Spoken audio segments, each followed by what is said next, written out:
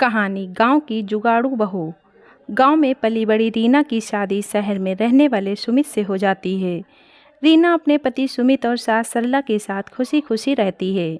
गरीबी में पली बड़ी रीना एक जुगाड़ू लड़की थी और हर काम में उसके जुगाड़ लगाने से उसकी सास बड़ी परेशान थी। एक दिन सरला अपनी बहू रीना से कहती है, सरला, रीना बहू देख, तो मैं बाजार गई थी तो ये तकिए के नए कवर लाई हूँ। वो क्या है ना, पुराने वाले फट गए थे। रीना, जानती हूँ माँ जी, इसलिए मैंने पुराने रखे सभी कवर को जोड़कर नया कवर बना दिया। सरला, ओ अच्छा, मैं तो भूल ही गई थी कि मेरी बहू तो जुगाड़ू है। वो हर चीज़ में कोई ना कोई जुगाड़ लगा ही लेती है। अच्छा, अब इन नए कवर को अलमारी में रख दे, कोई मेहमान आएगा तब निकाल लेंगे इसको। ऐसे ही कुछ दिन बीत जाते हैं। फिर एक रोज़ सरला और सुमित डिनर करने के लिए बैठे होते हैं। रीना गर्मा गर्म रोटी पकाकर उन्हें खिला रही होती है, लेकिन थोड़ा वक्त बीत जाता है तो रीना रोटी लेकर नहीं आती। तब सुमित ने उसे आवाज़ देते हुए कहता है, सुमित, अरे रीना कहाँ रह गई, जल्दी रोटी लाओ ना, मेरी रोटी खत्म हो गई है।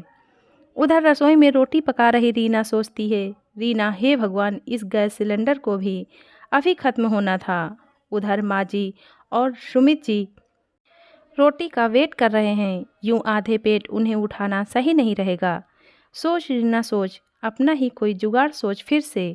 इतना कहकर रीना छत पर रखी कुछ लकड़ियां ले आती है। फिर 4 ईंटों का चूल्हा बनाकर उसमें रोटी सेकती है और फिर गर्मा गर्म रोटी पकाकर सबको खाने को देती है।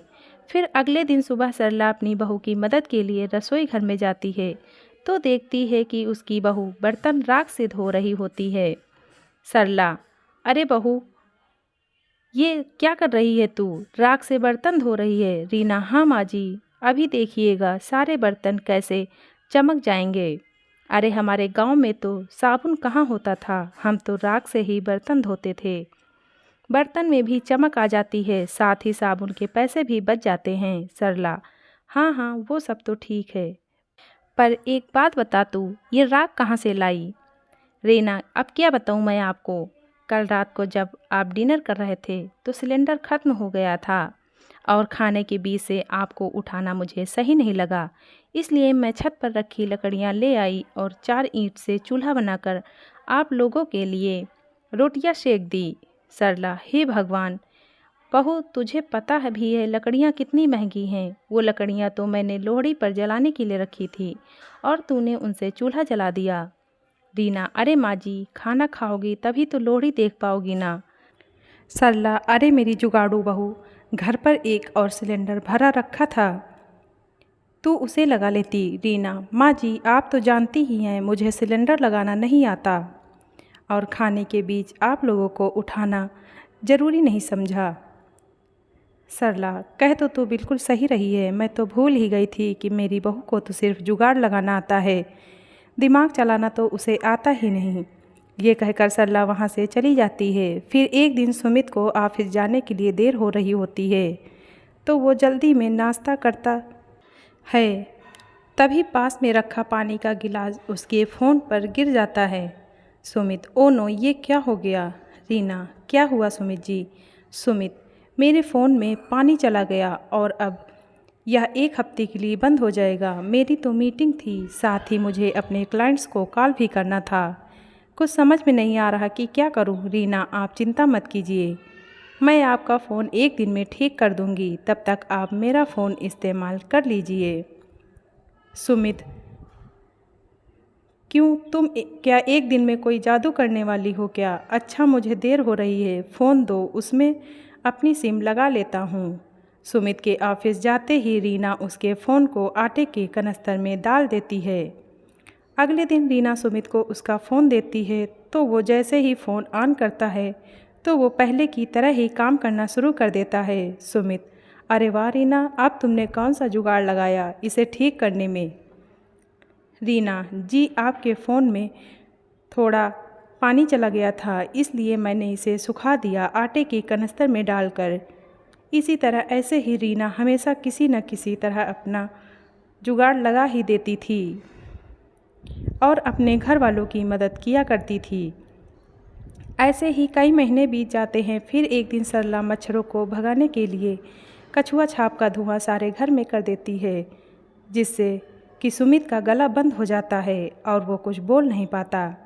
रीना, सुमित जी आज संडे है, बताइए तो आज आपके लिए खाने में क्या बनाऊं? सुमित कोई जवाब नहीं देता। रीना, कब से पूछ रही हूँ, आप कुछ बोलते क्यों नहीं? इसके बाद सुमित उसे एक पेपर पर लिख कर देता है कि घर में माँ ने कछुआ छाप जलाई थी। मुझे उससे बहुत एलर्जी है, जिस वजह से मेरी आवाज़ बंद हो गई है और अब इसे खोलने में 3-4 दिन लग जाएंगे। रीना, क्या 3-4 दिन? आप देखिए मैं आपका गला एक दिन में कैसे ठीक कर देती हूँ। मैं काढ़ा बनाकर लाती हूँ, उसे आप दिन में 2 से 3 बार पिएंगे तो जल्दी ठीक हो जाएंगे। ये कहकर रीना किचन में काढ़ा बनाने चली जाती है। दूसरी तरफ सरला को याद आ जाता है कि उसके बेटे को तो इस धुएं से एलर्जी है। सरला, हे राम, आज मेरे बेटे को मेरी भूल की वजह से काढ़ा पीना पड़ेगा। वो किचन में जाती है और रीना से कहती है, सरला, अरे बहू, ये तू क्या कर रही है? सुमित को जब तक डॉक्टर की दवाई दिला कर नहीं लाएंगे तो वो ठीक नहीं होगा। तुम्हारा यह काढ़ा किसी काम का नहीं है।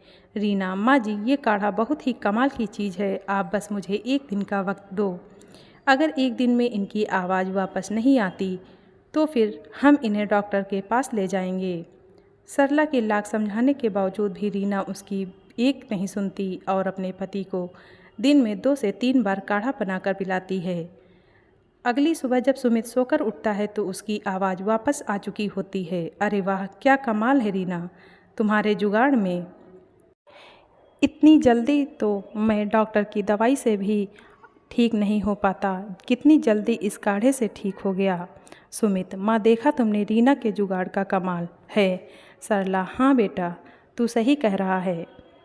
तेरी आवाज़ तो पहले की तरह ही ठीक हो गई। मानना पड़ेगा बहू के जुगाड़ को, ये इस बार भी काम आ ही गया। अब तो मुझे बहू के जुगाड़ पर पूरा भरोसा हो गया है, यह हमें हमेशा सही फल ही देता है। रीना, तो मान गए ना आप लोग मेरे जुगाड़ को कि ये कोई नुकसान नहीं देता और हमेशा सही वक्त पर काम आता है। सरला, हाँ हाँ मेरी जुगाड़ू बहू। ये कहते ही सभी ज़ोर ज़ोर से हंसने लगते हैं। धन्यवाद।